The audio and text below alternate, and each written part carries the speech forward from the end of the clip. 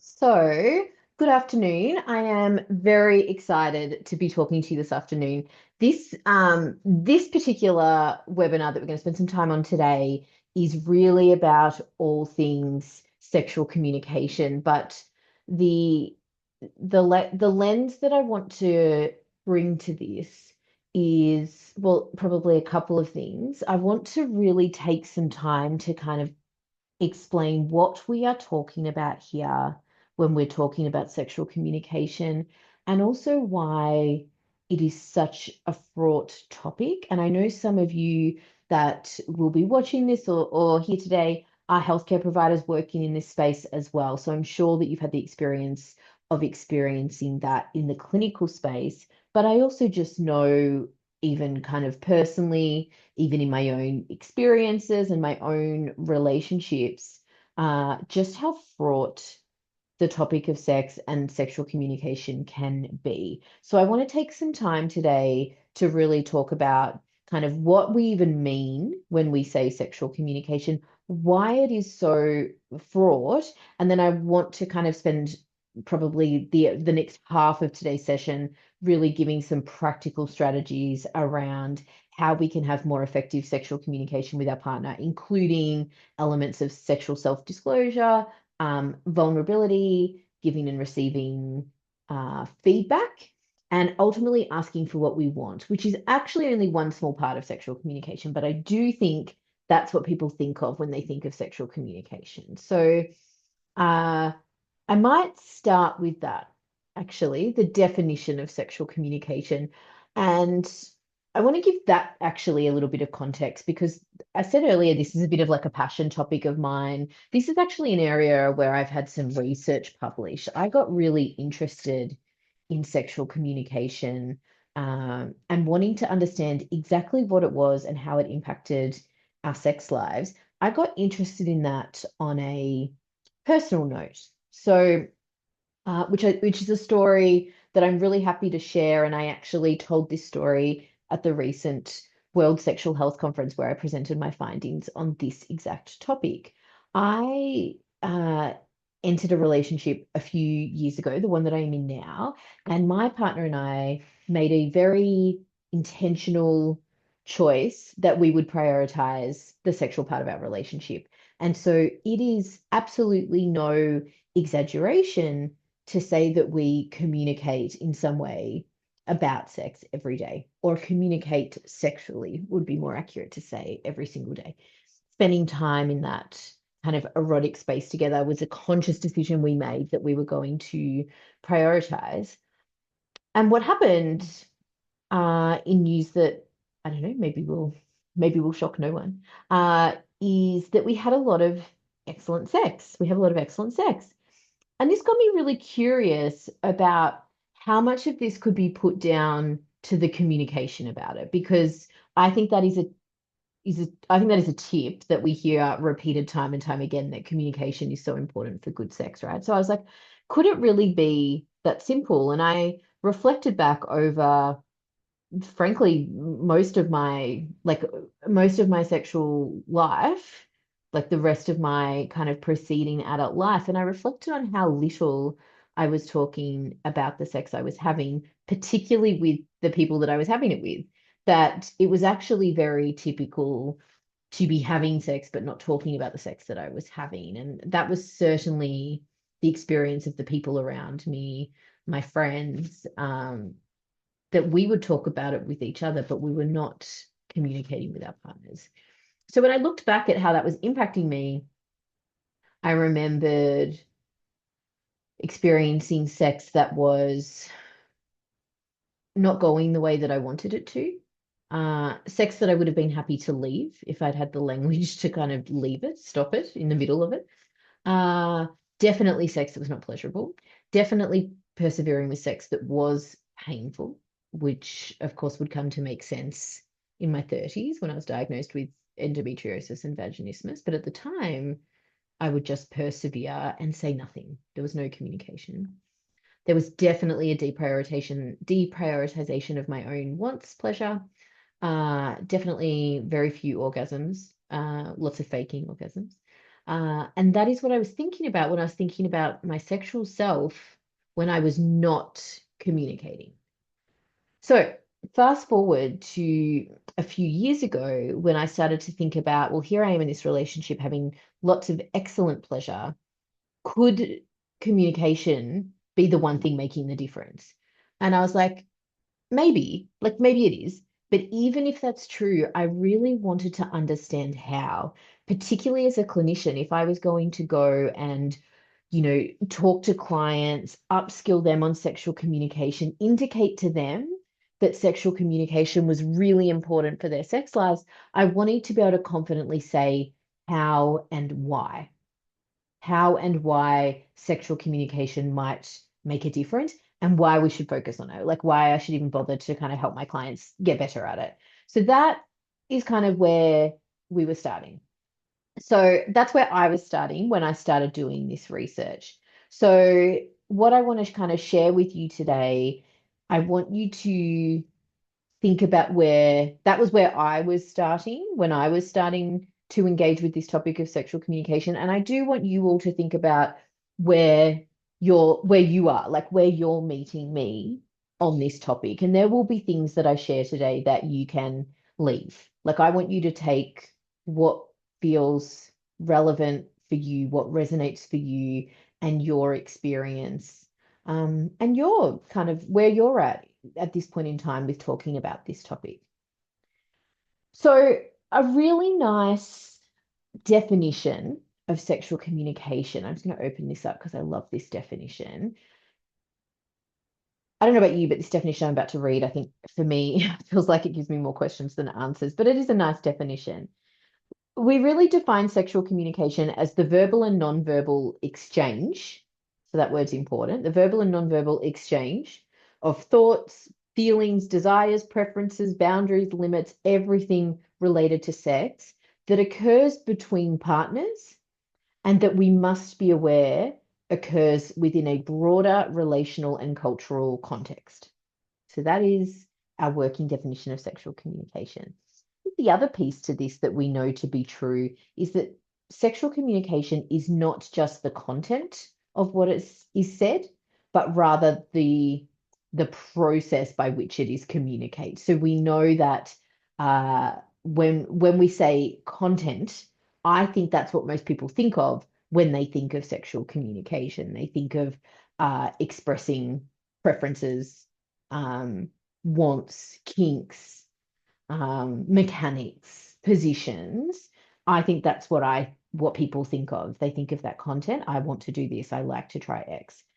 But the process by which it is communicated is a really important part to understand about sexual communication because it's the part that often people need the help with.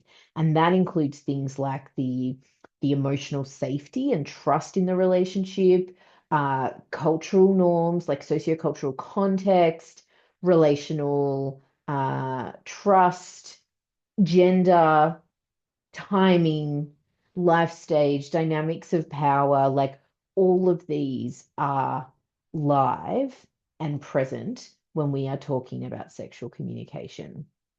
So, holding that kind of definition in our mind, that verbal and non-verbal exchange, I think can be really helpful to when I get you to cast your mind back to what I said a moment ago when I said my partner and I engage in sexual communication every day, maybe you're starting to kind of rethink what you might have thought that meant initially. Because I think sometimes sexual communication, people imagine, I mean, what I think would be worst case scenario, people imagine maybe they're sitting on the couch, they're turning off the TV, being like, so we need to talk about our sex life, which like fills me with dread. I don't know about you, but like fills me with dread. So what we are starting to kind of unpick with that definition is that this is an exchange occurring in a context which starts to give it a little bit more fluidity. You can see how it isn't necessarily a sitting down, verbally exchanging. This is what I would like more of. This is what I would like less of. Do more of this touch, do less of this position.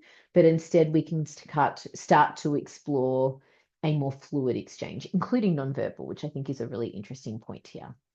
So, when I say that, when we are talking about this fluid exchange, I want to kind of give some practical examples of that before I sort of talk about what might the barriers to sexual communication be. So some really simple kind of typical examples of sexual communication that I hope will get you thinking more broadly about what we're talking about here are, yeah, absolutely communicating our likes and dislikes is part of it, but it can also be flirting. It can also be reminiscing on a memory. It can also be talking about what you're looking forward to doing. It can be watching or consuming some sort of media together. And I'm not just talking about pornography, I'm talking about consuming media where there is sexual themes, eroticism, romance present. Sharing articles, memes, blogs, podcasts is still sexual communication. Sharing a podcast with your partner and being like, I'd love your thoughts on this. What do you think? I would consider that sexual communication. Expressing desire, expressing attraction, telling your partner they look good, they smell good, you think they're hot, you saw someone checking them out. These are all forms of sexual communication. Touch, non-sexual touch, sexual touch. There are all different ways in which our bodies interact with those of our partner or partners. So I want to kind of get you thinking about the different ways you interact exclusively with sexual partners that differs from any interaction you have with anyone else, and think about whether that exchange constitutes sexual communication. And that might start to kind of widen the definition for you. So, in my clinical experience, when I work with individuals or people in relationships, in relationship therapy, I repeatedly see the topic of sex and everything to do with communicating in a sexual way. I repeatedly see this show up as like a communication black spot. I'm so sorry, by the way, if you're hearing my dog snore at my feet. I see this communication black spot even in relationships where communication is otherwise excellent. Sex can be often the area that couples tiptoe around. And I see this for people at all different like ages, life stages, situations, sexual experiences. I see it regardless of how much sex the people are having. There's no correlation there. Like I'm so struck by across so many different settings, scenarios, how hard sexual communication can be. So when I was starting out my research, which was a review of the most recent literature about sexual communication and how it impacts our sex lives, one of the things I really did take the time to understand was what are the barriers to sexual communication? What makes it hard? And I found a couple of key themes. The first is if there isn't a really strong foundation of relational safety and emotional safety in the relationship, this will be the last area you'll find it. So the work needs to be done in non-sexual parts of the relationship to build a foundation of trust and safety. So the couples that do sexual communication really well tend to do other vulnerable communication topics equally well. So they're often couples who show really good levels of expressing and receiving vulnerability. They often, not always, but they'll often be quite good at having effective conflict. They're often really good at co-regulating. So, you know, if one person is dysregulated, the other person is quite good at kind of staying regulated, and that person can borrow some of their regulation. And they're often good at like really good listening skills. So that kind of validation, curiosity, that kind of stuff. So the couples that do sexual communication well will have often done this well, right? This is really important because one of the biggest barriers to communication broadly in a relationship is that dysregulation that I mentioned before, which can also be referred to as like flooding. Flooding in a communication setting is that emotional overwhelm that happens to our nervous system when we're in an emotional conversation, emotional heated conversation. So that could be a tough topic like sex, or it could be a conflict, whatever it is. But when I am flooded, my nervous system is essentially dysregulated, and I don't feel safe. And that's when I'll revert to safety seeking behaviors, right? All our safety seeking behaviors are different, but if I was to set you a homework task on this section, it would be to really be sure that you know your signs that you are getting flooded. Because if we are getting flooded in an emotional conversation, it's time to end the conversation. Nothing good happens when we are flooded. And if we have a partner, it's really useful to tackle this as a team, know each other's warning signs. If I am regulated, but I can see my partner is becoming overwhelmed, it's helpful if I can be the one to say, let me kind of just take a pause here. Let's get a glass of water. Personally, my signs of flooding are more like shutdown. I don't get really kind of heightened or agitated or angry outwardly. Mine's like a shutdown. So if I'm in a hard conversation and I find myself saying things to my partner like, I have nothing else to say. I don't know what to say here. I have nothing else to say. I'm done with this conversation. They are our warning signs that I'm actually not done with this conversation. And it isn't that I have nothing to say, but I'm really starting to get very kind of shut down, pretty disconnected now with what's happening.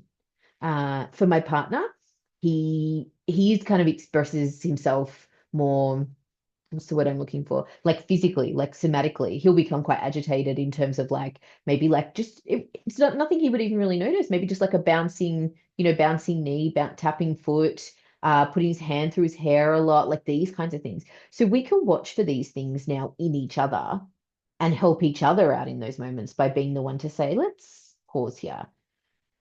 So flooding will get in the way of an emotionally heightened conversation where you feel under threat. Now, threat brings me to my next barrier of sexual communication, which the topic of sex has a high rate of perceived threat. We are so fearful of hurting the other person or being hurt when it comes to the topic of sex, which I totally get. It is a really vulnerable topic, really vulnerable space. There is a high risk of hurt, of rejection, of shutdown or letdown. So it's a high threat perception, this topic. So that's why there's such a high risk as well of that flooding. The other piece to this is there can be high levels of shame associated with this topic, and shame in and of itself is a different kind of threat for our system to perceive. Erotic shame, in particular, refers to messages we might have absorbed that sex is dirty or wrong, or maybe I'm dirty or wrong for the things that I want, that I'm in some way defective or broken or doing something not allowed. So erotic shame will really get in the way of having effective sexual communication. And I see this for women in particular. This is a whole separate topic, so I won't kind of go down this path too much. But there is this really strong relationship between the throat and our voice and the pelvis, right? And there is a lot of research done into this. I've done my own kind of work around this, around pelvic pain, tension, pelvic conditions, gynecological conditions, and how they're linked to women's voice, our literal voice. So it is very, very common that I work particularly with people with vulvas who have trouble expressing themselves, asking for what they want, and they'll also report pelvic pain, tension, tightness, penetrative pain, that kind of stuff. That is, if I had $1 for every time I'd seen that relationship, I would have retired by now. That is a very, very common somatic experience for people.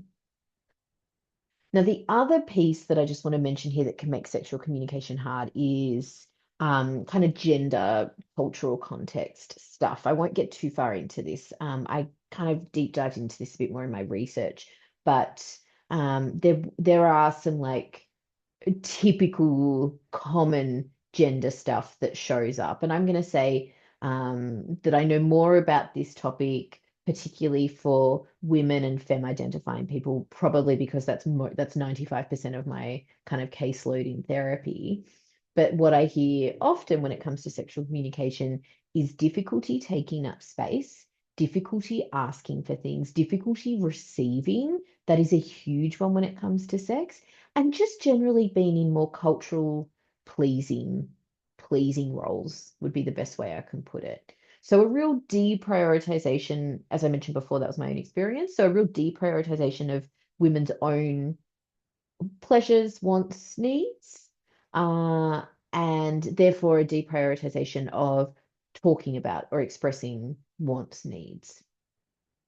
Uh, Fundamentally, sexual communication is a skill, and most of us weren't taught it.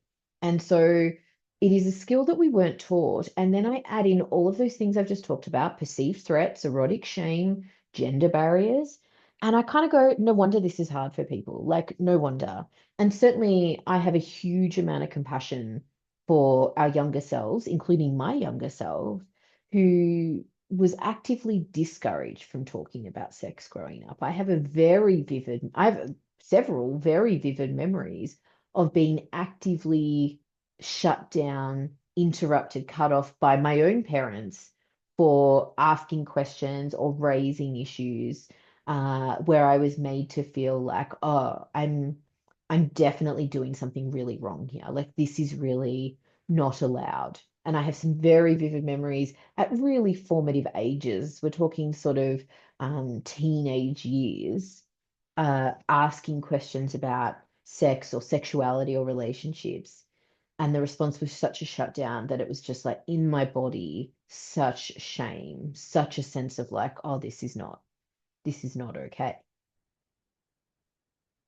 So I want to kind of give some like, I guess that's kind of enough of the context. So I want to move to some really practical strategies, that things I do with my own clients to develop skills and comfort around talking about sex. And one doesn't come before the other, they're kind of happening concurrently. So I think one of the most helpful things we can do in terms of comfort is to kind of rebalance the scales if there has been a messaging that this is not a topic that's okay to talk about. It is one of the reasons I talk about sex to death so openly, is that I am trying to balance the scales for anyone who comes across me or my work, to let them know that this is actually okay to talk about. And this is why I value talking on these webinars so much, talking in my emails so much, because of course I can't even talk about my work freely on social media. I mean, if you look at the ways I have to kind of spell word sex on social media, that starts to give you an idea of like, no wonder people think this isn't okay to talk about. I literally cannot even write the word on social media. So there's a lot of messaging that this is not okay. So it's important to write the scales to get more messaging, more sex positive messaging, to shift in our mind that this is actually allowed. So I talk to my clients often about developing a really sex positive environment.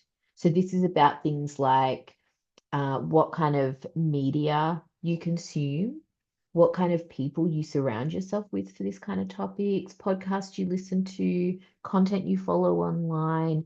This is about setting up an environment within which sex is a source of well-being, exploration, pleasure, all the good things that we know sex to be. So building comfort also looks like having really matter-of-fact, authentic, genuine conversations about this topic, not about ourselves. So I often encourage couples who are new to talking about sex to not be talking about their sex, but just to be talking about sex.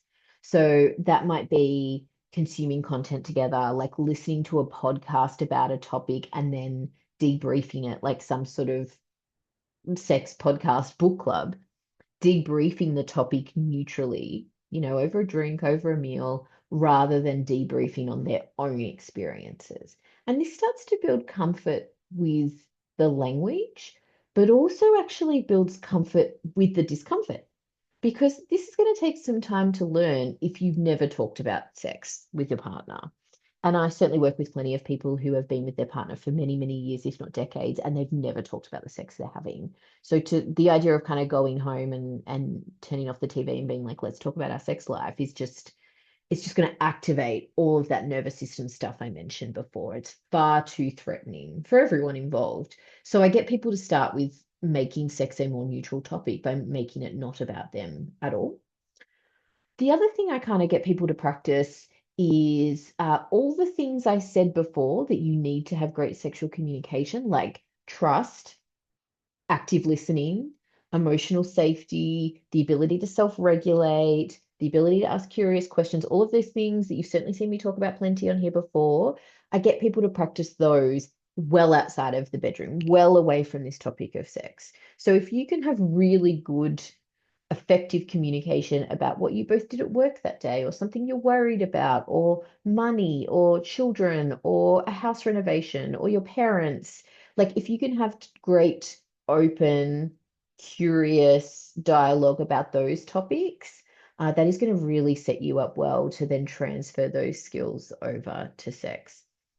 I do think it's important here to really shine a very intentional light on this for people, because just because you're really good at building emotional safety over here doesn't mean it will automatically transfer over to talking about sex. I like to shine a light on this to help couples notice it. Notice the skills you've already got. Just because you've never talked about sex before doesn't mean you're starting from scratch. We already have skills that we can transfer over. And in fact, one of the examples I give all the time is the skill of negotiation. You will, of course, negotiate sex with your partner for the entirety of your relationship. And what I mean by that is actually centered around the topic of desire.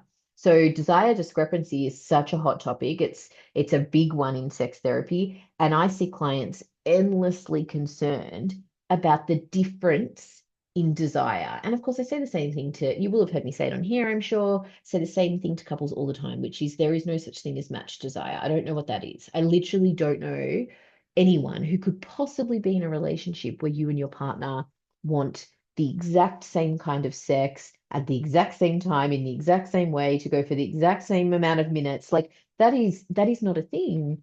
So all sex is a negotiation. And sometimes our points will be closer together and sometimes further apart, but we negotiate. And of course, you already do this as a couple all the time. And the example I love to give is ordering food.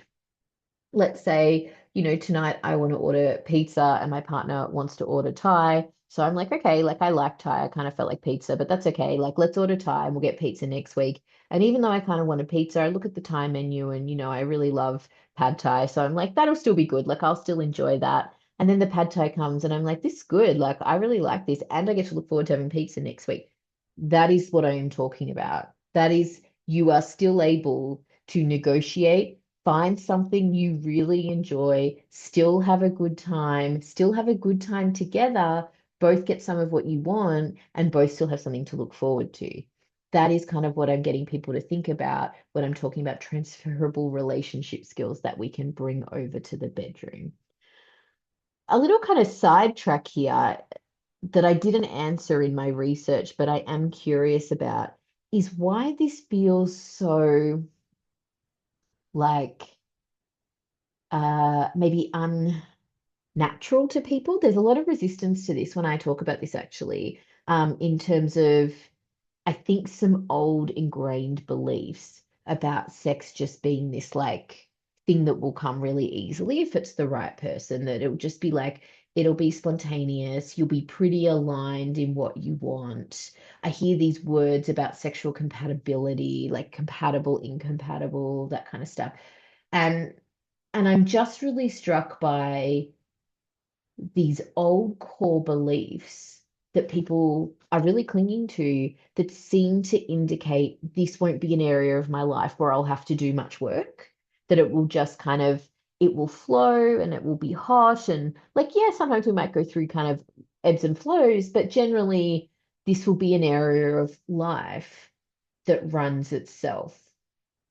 And I'm sure you've heard me talk very kind of openly and honestly in the past, and certainly I alluded to it at the start of this, that my partner and I made a very deliberate decision to prioritize our sexual connection, and we behave that way.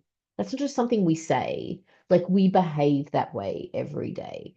we're that couple that when our friends say, "Oh, are you watching such and such on Netflix?" We're like, no, and that's not to say we don't watch TV, but we're always behind on things because we are using our time for other things often. Like, let me be clear, we have plenty of like time on the couch watching a movie, right? But often we are using our time to connect in other ways. And I am not just talking about having sex, right? I'm talking about communication. I'm talking about touch, giving each other like a massage, or just going to bed early to just be in bed together, like just so we're not looking at a screen. Like these are the kinds of intentional behaviors we choose. Other things we choose are we will forego cooking or uh, housework or like other things that we can forego, we will forego to spend time connecting. We will not have much time in the house after work and then go to bed early so we can spend that time connecting. So these are really intentional behaviors. And I am just always struck by the the surprise I think that I get from people that it would be that effortful and that it would require any effort to nurture this part of your relationship. But it really, really does. And alongside that, I want to give permission to do that. Something else I hear from clients sometimes is that it feels a bit frivolous. I hear that particularly from women. It feels a bit frivolous to really want to prioritize eroticism or prioritize sensuality or prioritize sexual connection in a relationship. And I really get that if we've held really narrow scripts about what sex is.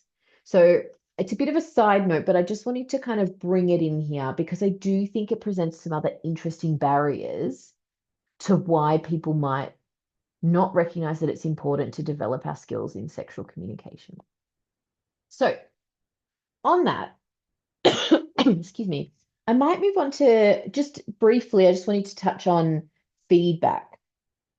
Because I think this is a really uh this is a really interesting one because I certainly can think of a million times where I wanted something different sexually and didn't ask for it. And I think about all the reasons why feedback is hard or assertiveness is hard when it comes to sex. And I think one of the most common reasons this is hard for people is that fear of hurting someone, particularly if it's someone you really care about and you could be giving feedback that you are concerned they might not want to hear. So I really encourage here when it comes to sex, given that we acknowledge it's such a threatening topic, a difficult topic for people, I love to reframe feedback here as an invitation and as a like a team sport kind of approach. So what I mean by that is language and how this lands is crucial. Language always matters. It really matters here. So if feedback is framed as you rather than us, I can totally see why it would land as a criticism. So invitations in feedback look like join me. Like, can we do this together? Right? I love when we do X. I love when we spend more time kissing. I love when we've made the room warm. I love when we've had like a really nice evening together before we go to bed to connect sexually. I love when we've taken the time to like find out about each other's day or clean up the house first or whatever it is. I love when we do this. I miss if we don't do this. Like I miss this. If we don't kiss for very long, I miss it.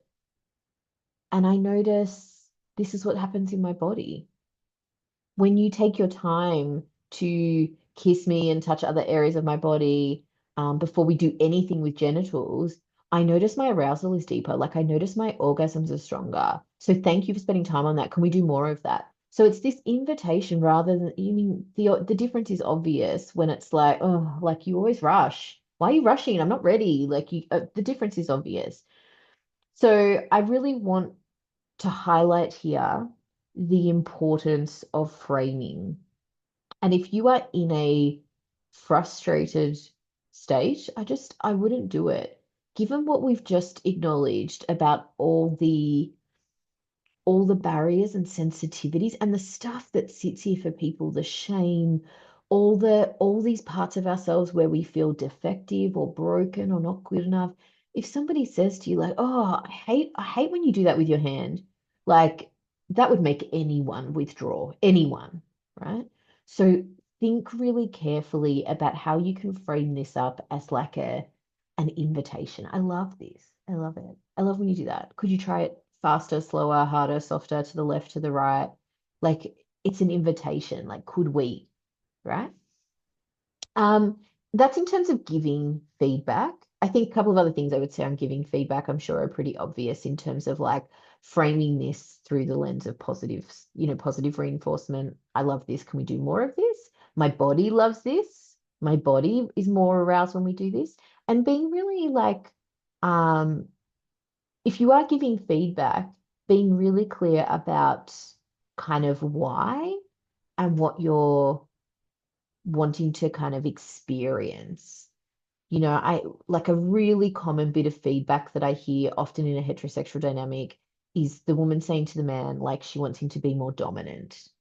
And men are so confused by this feedback. I would be confused by this feedback. So this is where I love to role model for my clients, asking really great questions to get really clear on what you're asking for here. If your partner was more dominant, what do you imagine that would feel like? Okay, can you think of a time when you felt that way before? What was happening for you? Were there other people there? What were they doing? Why do you want to feel that way? Have you felt that way in this relationship? Like, let's get really clear on what we're looking to experience before we just front up to our partner and say, can you be more dominant? Can you be more rough? Can you be more romantic? Like, that is really hard feedback to get. And very, very high probability of two people having wildly different ideas about what those terms mean. One person says, "Can you be more dominant?" The other person has a totally different idea of what that means. So we need to be specific in order to um, maximize chance of getting what we want and really instill confidence in both parties that this can be achieved together. If you are receiving feedback, I totally understand that there might be some hurt or some defensiveness that comes up, but I really want you to hold very closely that this is truly an act of trust. Given everything I've shared today about how hard sexual communication is, I really encourage you to see any feedback you get that is delivered with genuine care as an act of trust. And I really invite you to thank your partner for trusting you to give that feedback. I think about all the people who've never been able to put words to their desires, to their sexual experiences, to what they want to feel or what they want to have or what they want to do.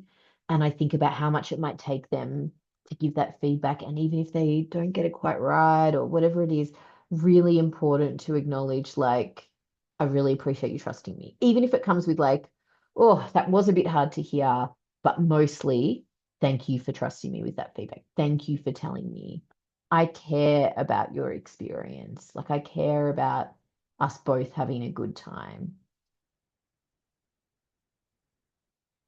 That is probably the main thing I wanted to say on feedback. I might touch on a couple, I've got a bit of time for me to catch on a couple of other points. So in terms of skill building and practicing, I mentioned before this skill of like practicing talking about sex as a neutral topic rather than our sex life. We talk about sex more generally. Once couples are ready to talk about their own sexual relationship and exchange information in a sexual way, I actually think it's really great to start with games. There are so many great ways to gamify this topic. There are lots of great card games, card decks, spicy card decks. There are obviously things like yes, no, maybe lists. I have one on for sale on my website, but there's plenty around on the internet. There are lots of ways to gamify this. You could even make up the questions, pop them in a hat, be asking fun questions like, what's the hottest memory you have of us? And what's one thing you'd like to, what's on the top of your sexual bucket list? Like, what's something you'd love to try, but you think you're too scared? Or like, what do you think of when you masturbate? Like, there's so many different questions depending on where people are at that can the question answer format is really important to practice because it's a lovely way to practice this vulnerability, the giving and receiving of feedback, the exchanging of information, but it's also really containing. It's actually really containing emotionally to be asking each other questions in like a question and answer format or a list or with a deck of cards or an app. There's so many ways you can do this. Gamifying it is not just because it's fun, which it is, it's because it's really containing for people to have a guide, a worksheet, a script. So even like we're going to pull 10 questions out, we're going to have a glass of wine, we're going to do 10 questions from this card deck, and that's it. And then we can just go watch a movie or something. It's really containing, and containment builds safety, and relational and emotional safety is the foundation of everything we've talked about today. It continues to be the skill that if I could teach couples anything to take into their relationship, it would be skills to build safety in each other, to be a safe person for your partner to talk to about everything, not just sex, everything. So building safety would be a skill that I would be continuously practicing with my clients and even in my own relationship. Are you someone who is easy for your partner to come to? And I think a really good test of that is, are you easy to say no to? And I'm not really just talking about sex, I'm really talking about everything. If I ask my partner for something, I want to be really easy to say no to, right? That is the ultimate in terms of safety, in terms of consent, certainly, right? If I am really easy to say no to, then I can really trust a yes from you.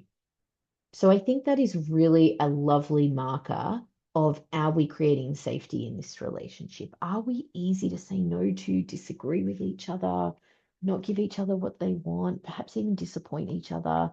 We want that to be easy to do in a relationship. Okay. I might wrap up in a moment. I guess there's a couple of takeaways that I hope you will take from today. Primarily what I want you to remember is that communication is a skill. Like it's not a personality trait, it's a learnt skill. So the bad news first, I might start with the bad news. Most of us weren't taught that skill. Like most of us were sent out in the world to have sex, not to talk about the sex we were having. The good news though is that it, like any skill, we have capacity to develop it with practice. So we may as well expect that it's going to feel awkward at first, because what doesn't feel awkward at first when you're learning it, right? Like I am awkward. I'm going to some new Pilates classes at the moment, and I'm a bit awkward. I don't know where all the equipment is. I don't know how to use the reformer bed. Like it's all a bit awkward, and you feel awkward, and you want to rush through the awkward part because it's yuck. You want to get to the comfortable part. And that comes with practice. I keep going to Pilates. You'll keep talking about sex, right? This stuff gets easier with practice, but I actually want to embrace the awkwardness as like, oh, this is actually part of it. The people who are really good at talking about sex went through that. I am pretty good at talking about sex, and I can assure you it's been awkward and uncomfortable for a lot longer than it's been comfortable. Absolutely. And it's still not always super comfortable, let's be real. So I really want to leave you with just that remembering here that wherever I'm meeting you when you watch this, whatever your level of kind of comfort and experience with this topic, it's okay to be meeting you where you're at. And I promise you, I've been some version of where you are, right? And I want to leave you with kind of a challenge. I know I've left you with a few reflection questions that we've been talking about today, but I would like to leave you with just a gentle challenge, which is, if you can think about how you would like to be communicating about sex, what is one thing you could do this week that will move you in that direction? That's all. Just one thing. It's not a goal. It's just a gentle challenge. What is one thing you can do this week that will move you in that direction? So I might stop there. And I might, oops. Oh, and I do have a question.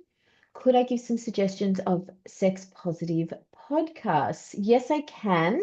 I might give some off the top of my head, and then I might post some more on my stories. Some of my absolute favorites that are really sex positive, but not just sex positive. You can rely on them for really reliable information, which is really important as well. The Triple J's The Hookup, which is one that I've appeared on a few times, is very reliable. They really fact check their evidence. They work very much from an evidence-based lens. And that is primarily aimed at kind of younger people. So I love that one for my clients that are, I mean, I still enjoy listening to it though, but the hosts are in their 20s, and I think that's really accessible for younger people. I really love a podcast called the Sex and Psychology Podcast with Justin Lee Miller.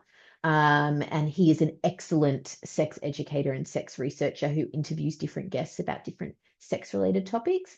If you would like one that's a bit more fun and opinionated, you could listen to Dan Savage's Savage Love podcast. He's an American sex podcaster and educator, and he is that one's a bit more fun and opinion based. It's people asking questions and him giving his advice, kind of like an agony aunt kind of dynamic. But that's fun. That's fun, and he says fun things, and he's still very well informed, also very opinionated though. And I also really like Sex with Emily. So uh, Emily Morse is has been working in this field for several decades now, and her podcast is a really good, like, generalist one. She does different formats where some she's on her own, some she's sharing her own experiences, some she's interviewing guests, some she's answering audience questions. So it's a really good generalist one. But I might just look at I'll just make a note for myself. I might look at my own podcast list and see what else I'm listening to. Um, and who else I think might be good for people to check out and follow. I think that is all my questions. So I might stop the recording, but as always, if you've watched this, if you have questions, feedback, comments, message me. You know where to find me. Message me on Instagram, email me. I love it. I love when I hear from you. But that's all for now. Bye for now.